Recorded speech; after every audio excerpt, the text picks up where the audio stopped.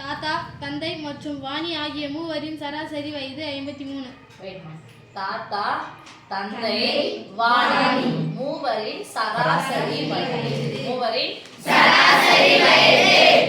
53 கொடுக்குறாங்க. 3 பேருடைய வயசு எனக்கு தெரியாது. அதனால ஒரு வயசை நான் எடுக்க போறேன். தாத்தாவின் வயது தாத்தாவின் வயது தந்தையின் வயது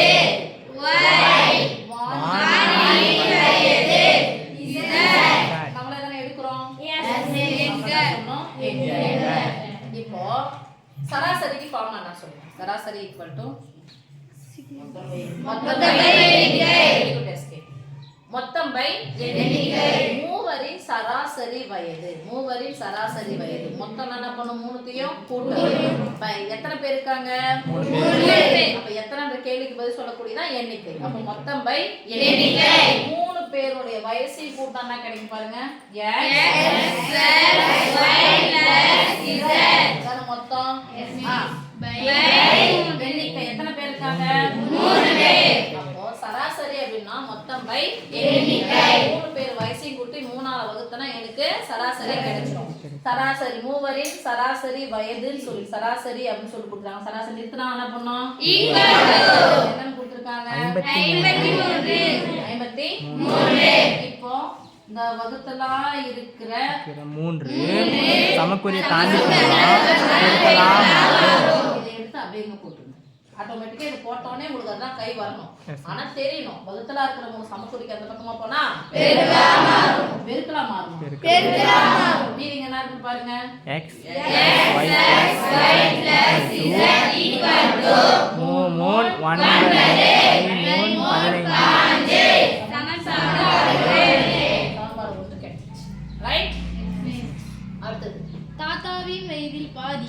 தாத்தாவின் வயதில் பாதி. தாத்தாவின் வயது இல்லன்னா குறி பாதி என்ன சாமி? 1/2. Very good. அப்புறம் தந்தையின் வயதில் 3இல் 1 பங்கு. தந்தையின் வயது என்னது? இல்லன்னு வந்துச்சுனா 3இல் 1 பங்கு. தமிழ்ல சொல்றதா 3 எதை சொல்றோமோ அதை கீழே போடணும், மேல 1ன்னு போடணும். அப்படியே கணக்குல சொன்னா பின்ன வடிவம் எப்படி சொல்லணும்? 1/3. அப்புறம் மற்றும் வாணியின் வயதில் 4இல் 1 பங்கு. வாணியின் வயதில் வாணியின் வயது என்னன்னு சொல்லுங்க. இல்லன்னா வயதில் 4இல் 1 பங்கு. தமிழ்ல சொன்னா 4 தூக்கி மொத்த தூக்கி கீழே போடு, மேல 1 போடு, பை போடு நடுவுல. இதே கணக்குல சொன்னா என்ன சொன்னோம்? 1/4 ஆகியவற்றின் கூடுதல். இப்ப எல்லாத்துக்கும் தனித்தனியா போட்டோமா? கூடுதலா நடுவுல குறி போடணும். பிளஸ் நிறுத்துறாங்க. அப்ப எங்க என்ன குறி போடணும்? 65. ஓகே. இப்போ முழு எண் பின்ன எண் நடுவுல பெருக்கு. முழு எண் பின்ன எண் நடுவுல பெருக்கு. குறுக்கு கேன்சல் பண்ணி என்ன நேரா பெருக்கலாம். x ஒரு x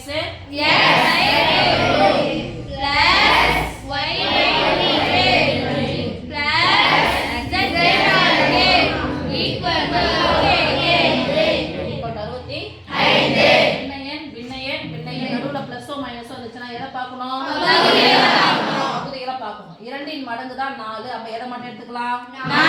2 சமமா இருக்கான்னு பார்க்கணும். 3 சமமா இல்ல. சமமா என்ன பண்ணணும்? பகுதிகளை மாத்தணும். இரண்டின் மடங்கு 4, 4 மட்டும் எடுத்துக்கலாம். 4க்கும் 3க்கும் சம்மந்தம் இல்ல. அப்ப ரெண்டுத்தையும் என்ன பண்ணிக்கலாம்? பெருக்கலாமா? 4 3 வருது 12. சத்தமா 12. 4 3 12.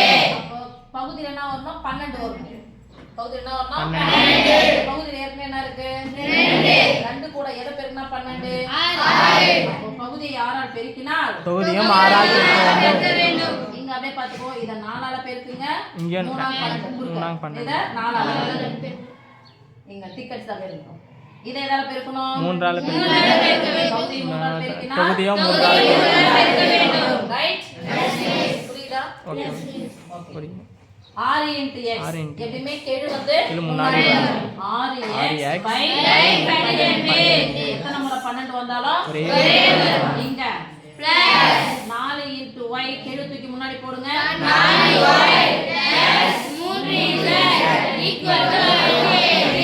இப்போ உங்களுக்கு நிறைய பேருக்கு தெரியலாம் மிஸ் 12 வகுத்துறதுக்கு அப்புறம் என்ன பார்க்க போனா பெருக்காதான் மாறும். நான் இப்போ எடுத்துட்டு போறேன், அப்ப கூட போட்டுக்கலாம். சரி இப்போ கூட எடுத்துக்கோங்க. சொல்லுங்க. சமக்குறி தாண்டி போனா பெருக்கலாக மாறும். ஓகேவா? இப்போ 6x 6x + 4y + 3z equal to 65 12 பெருக்கலாமா? சைடுல அங்க பெருக்கிங்க. 65 12 6 10 12 ஓரஞ்சு 17மா? கடைசில 780 சமன்பாடு 2. அடுத்தது 4 ஆண்டுகளுக்கு முன் தாத்தா 4 ஆண்டுகளுக்கு முன்னாடி முன்னாடி வயசு கம்மியாக இருக்குமா அதிகமாக இருக்குமா? குறைவா அப்ப எல்லாருடைய வயசும் 4 வயசு குறைவா தான இருக்கும். அப்ப 4 வயசு குறைவு அப்படி சொன்னா x - 4 y - 4 z - 4. ஓகே 4 ஆண்டுகளுக்கு முன் தாத்தாவின் வயது தாத்தாவின் வயது. அப்ப 4 ஆண்டுகளுக்கு முன் தாத்தாவின் வயது என்னது? நிறுத்துறாங்க. அப்ப என்ன பண்ணணும்? வாணியின் வயதை போல் வாணியின் வயது z. 4 வருஷத்துக்கு முன்னாடி வாணியினுடைய வயசு என்னது?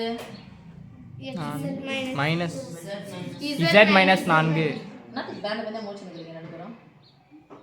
4 வருஷத்துக்கு முன்னாடி எல்லாமே -4 -4 சொல்லிருச்சு. வாணியின் வயது அப்பனா இருக்கும் z - சொல்ல மாட்டேங்கிறீங்க. 4 வருஷத்துக்கு முன்னாடி வாணியினுடைய வயது என்னது? z - வாணியின் வயதை போல் 4 மடங்கு எனில் 4 மடங்கு எனில் வாணியின் வயது இப்ப 2 நம்பரா இருக்கு. அப்ப என்ன பண்ணலாம்? பிராக்கெட் போட்டுக்கலாமா? மடங்குன்னா என்ன பண்ணணும்? எத்தனை மடங்கு? 4 மடங்கு. ஓகேவா? இப்போ x - 4 இது மாதிரி ஒரு வந்தாவே என்ன பண்ணணும்? இதை பெருக்கணுமா? 4 into z 4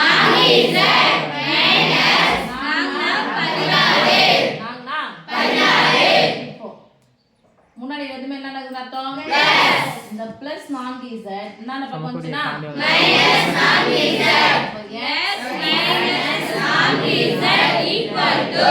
-4 சமக்குறிக்கு அந்த பக்கமா போனா ஒரு மைனஸ் வந்தா 16 4 கழிச்சா என்னுடைய குறி மைனஸ் சமன்பாடு 3. இப்போ 3 சமன்பாடு அமைச்சாச்சு. இப்போ 3 சமன்பாடு என்ன பண்ண போறோம்? தீர்க்க போறோம். தீர்த்துனா தாத்தா வயசு எவ்வளோ, தந்தை வயது எவ்வளோ, வாணி வயது எவ்வளோ. ஓகே ஃபர்ஸ்ட் சமன்பாடு, ரெண்டாவது சமன்பாடு, மூணாவது சமன்பாடு நிறைய எழுதிக்கலாமா? எழுதி பார்க்கலாம். x + y + z ரெண்டாவது சமன்பாடு இருக்கு பாருங்க. 6x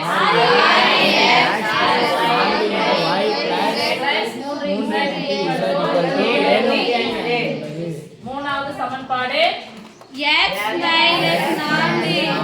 x - 4z -12.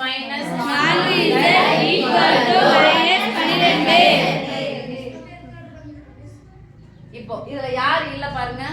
y இல்லன்னா என்ன பண்ணணும்? 0 into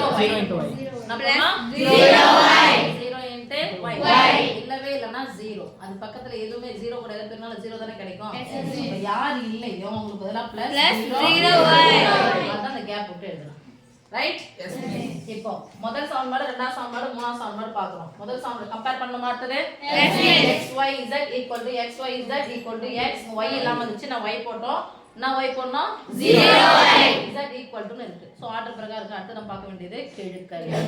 x இன் கீழ் 1 y இன் கீழ் 1 z இன் கீழ் 1 x இன் கீழ் 6 y இன் கீழ் 4 z இன் கீழ் 1 x இன் கீழ் 1 y இன் கீழ் 0 z இன் கீழ் 4. இப்போ கெழுக்கள் சமமா இருக்குது. நமக்கு x மட்டும் தான் இருக்கு. மத்தபடி கேன்சல் பண்ணோம்னா இங்க 0 இருக்கு. முடியாது. அதனால நான் x ஃபர்ஸ்ட் கேன்சல் பண்ணிட்டா?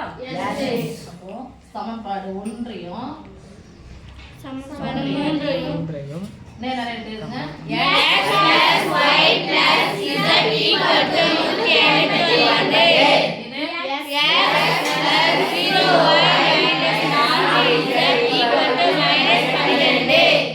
இப்போ இங்கே பிளஸ் எக்ஸ் இங்கே பிளஸ் எக்ஸ் கேன்சல் பண்ண முடியாது. அப்ப என்ன பண்ணுவோம்? குறிய பிளஸ் இருந்தா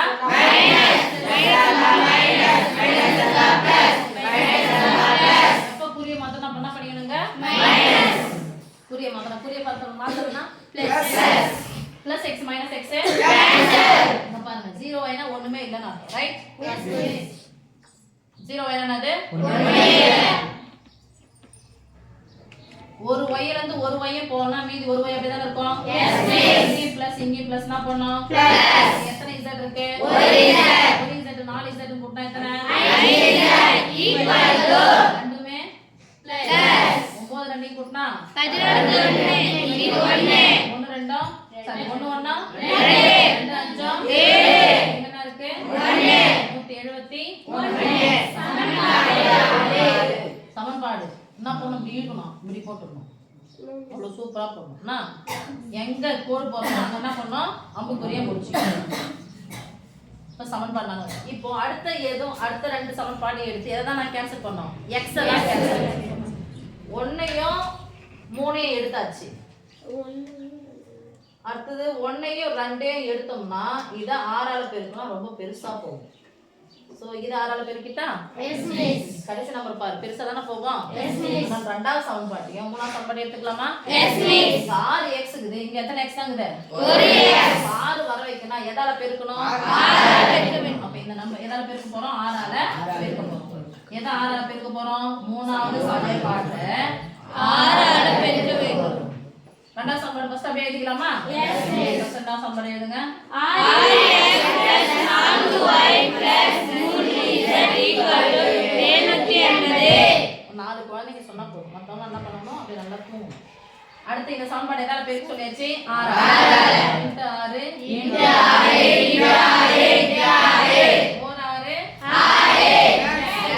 0 கூட 6 பெருக்குனா 6 போடுறது தப்பா போயிடும். 0 பிளஸ் இங்க மைனஸ் இந்த plus minus 4r 24 equal to 5r 60 11r 66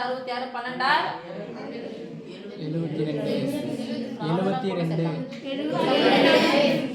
72 Sandra போனா 72 மிஸ் இது பேர் போட்டு 3 2ன்னு போட்டு மூணாவது சமன்பாட்டை 6ஆல பெருக்குறேன். இந்த மாதிரி போட்டாலும் ஓகே, போடாகட்டி ஓகே. ஆனால் உங்களுக்கு பேசிக் தெரியுதான்னு சொல்லிட்டு செக் பண்ணுவாங்க. சரியா? இந்த 1 3 போடாலும் எடுத்து எழுதும்போது தெரியணும். அதனால இது மாதிரி பண்ணுது. ஓகேவா? நீங்கள் நான் குறியெல்லாம் மாற்றாமல் கேன்சல் பண்ணீங்கன்னா திருப்பி சொன்ன திரிசா மார்க் சுத்தமாக கிடைக்காது. இங்கே +6x +6x இருக்கு. அப்போ கேன்சல் பண்ண முடியாது. குறி என்ன பண்ணணும்? இந்த குறி என்னன்னா இது அர்த்தம் ப்ளஸ் ப்ளஸ் ஆனா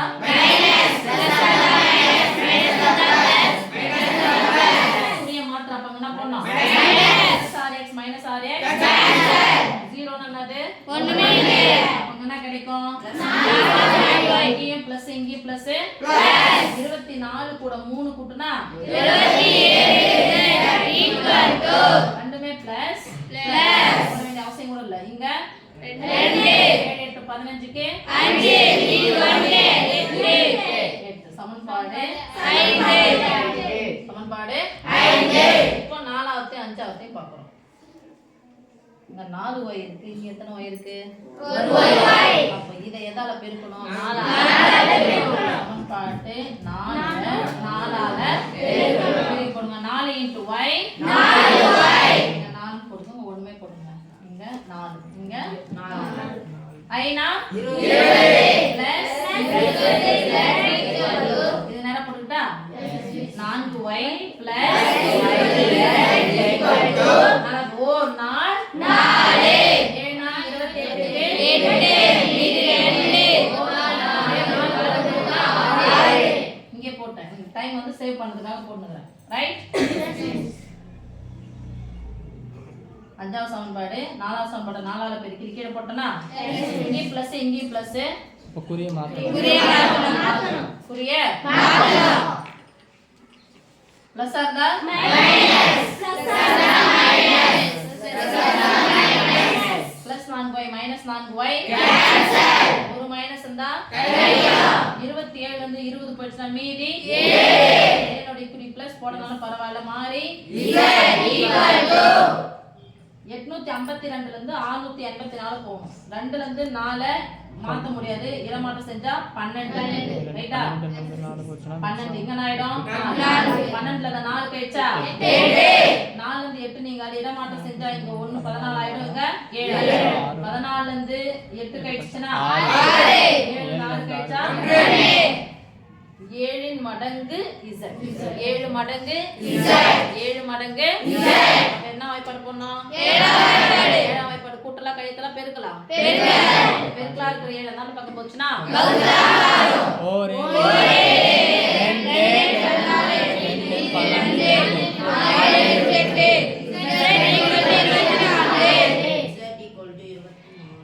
z equal to 24 இப்போ அப்படியே மேல போயிடலாமா பெருசா இதான சின்னதா ரைட்டா இங்கே போயிடலாம்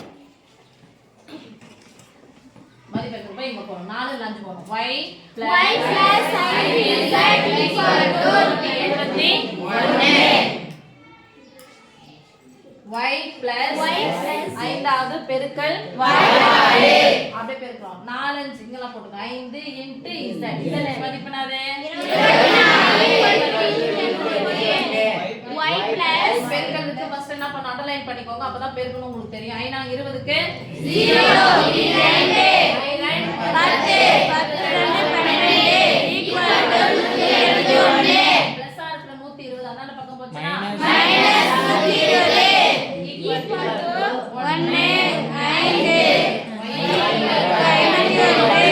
ஒண்ணா சமன்பாடு போய்க்கலாமா ஃபர்ஸ்ட் சமன்பாடு எடுத்து எழுதுங்க x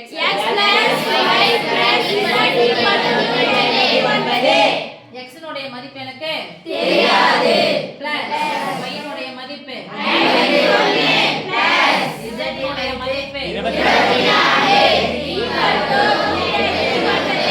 ரெண்டு நம்பரையும் கூட்டிக்கலாமா 4 1 கூட்டினா 5 5 2 கூட்டினா 7 பிளஸ் 75 அந்தாண்ட பக்கம் போச்சுனா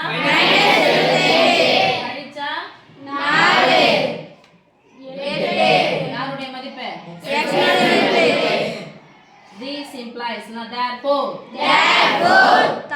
தாத்தாவின் வயது 84 தாத்தாவின் வயது x y z போட்டோம்ல தாத்தாவின் வயது தந்தையின் வயது y தானே y னுடைய மதிப்பு எவ்வளவு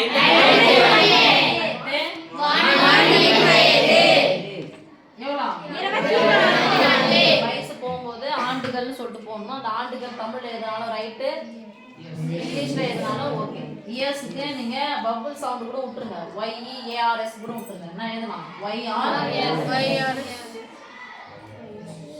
எஸ் ஓகேமா இதல வெரிஃபை பண்றதுக்கு ஒன்னு சொல்லலாம் என்ன மிஸ் வெரிஃபை அப்படின்னு சொன்னா தாத்தா வயசு தான் அதிகமா இருக்குமா அதுக்கப்புறம் அவங்க புள்ள வயசு அதோட கம்மியா இருக்கும் அதோட அவங்க பேத்தி வயசு கம்மியா தான் இருக்கணும் ஓகே